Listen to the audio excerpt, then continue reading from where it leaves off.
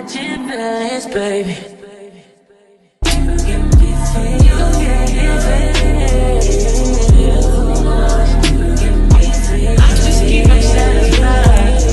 Good morning, y'all. I know I look a mess, but I wanted to go in here and go ahead and do this review on Married to Medicine Season 9 Reunion Part 1.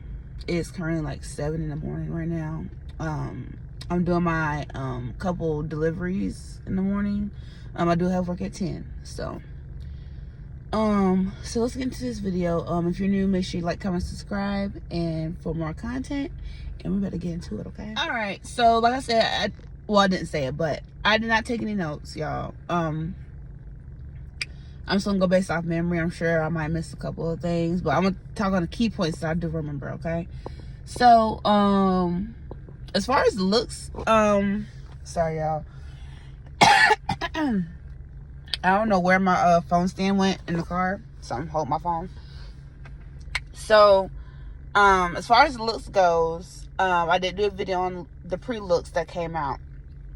And it's just like the Housewives. Like, all the looks look better live on a show versus the photos. So whoever edits the photos, y'all make it look a lot worse than what it is, for real. Contestants looks a little better. I gave her filth, okay? I'm still confused with the whole hair situation, though. I am still confused with a little But her makeup look better. Still not the biggest fan of the dress, but overall the look does seem to look better than how the pictures looked, okay? Everyone else, you know, still looked the same, but it elevated a little bit, okay? So the first half, we get into it with Toya and Quad, okay? This is how I feel about Quad this season. Which a lot of people give her, you know, problems because, okay, you're not married to medicine, are you on the show? You know, but it's just like the Housewives. You have Portia and all them. She's been divorced for how long? She might have boyfriends throughout, but she's not a housewife. She might have been one, but they never kicked off the show. You know what I mean? Kenya, you know, she has been, you know, married at some point, you know, so she was a housewife. But before, when she got on the show, she was not married. So, like I said, they bring good TV. So that's the reason why she's still here. However, she definitely do irk my nerves now. She do the most. But how she acts and certain things. Sometimes you love her, sometimes you don't. Okay. But Miss Quad. So they pretty much get into it at first over their beef, and Quad saying that she called Toya's husband Eugenia, which I didn't know. Or no. She said he had a Hugina. That's what she said. And then Toya's like, you want a Eugene, and stuff like that. And then, you know, Quad's like, I will never want your man. And I don't think Toya was saying that she wanted Eugene in particular, but the kind of man that Eugene is, which is a provider. And then Quad got to this long old rant claiming that, I don't need no man, I did stuff by myself, and all kinds of stuff, which applies to you, that you did everything by yourself, okay?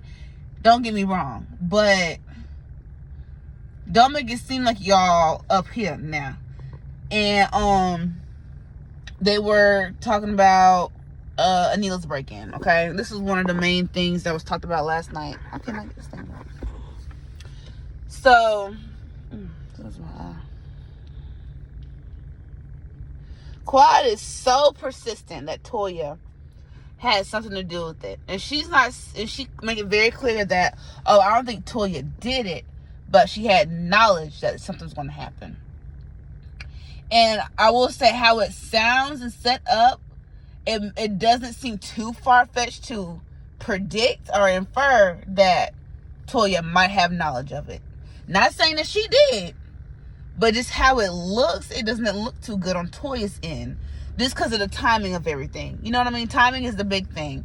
And it was just a coincidence in my book that, you know, she just happened to get her ass robbed after they had got into it. You know, and after she done told Carrie that she got hit on her. So, it's like,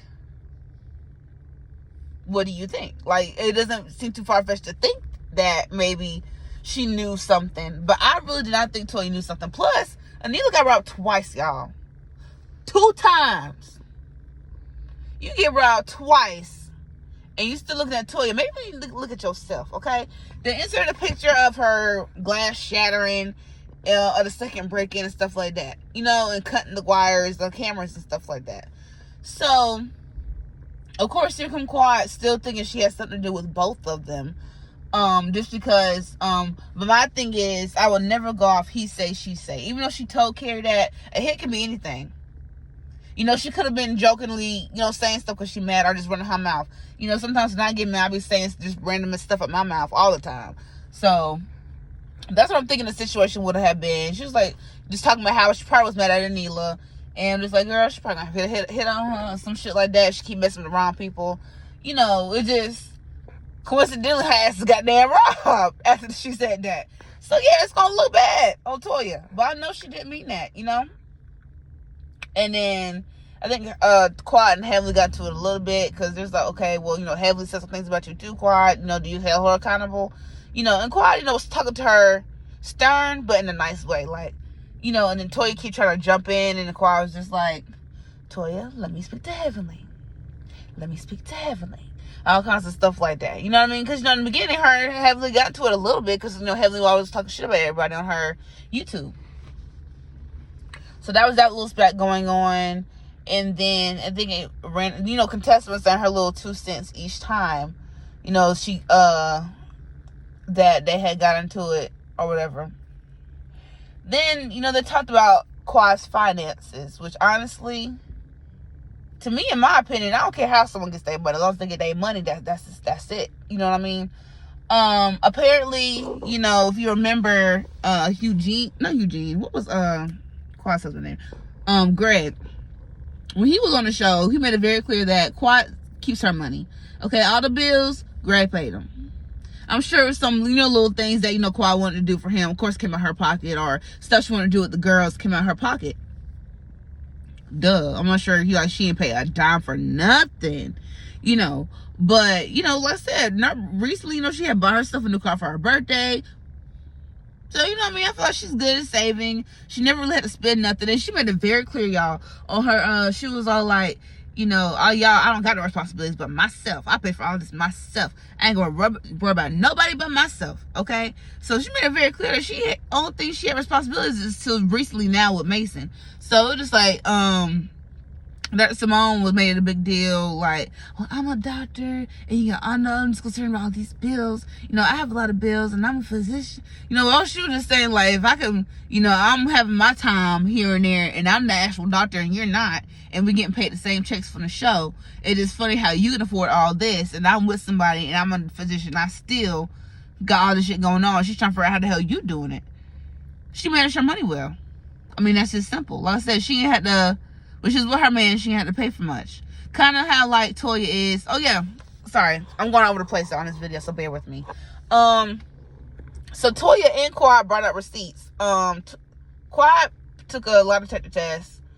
About if she was kind of lying about the whole Toya thing or whatever, or if she would ever sleep with any of their men, or if she ever slept with a married man and stuff like that. Of course, that all passed, you know, in Toya's level, that's not admissible in court if it came down to it, which it's not, you know, which, you know, I don't know how I feel about a lot of tests, because I don't think they might not be accurate all the time, but then it's funny, because then when it's like, when I'm watching like Maury or some shit like that, I'm like, ooh, she lying, you know, stuff like that, you know. But I always put myself in a predicament. I was like, what if it was me and I was telling the truth, but then the lie detector say I was lying? Then I would be mad, right?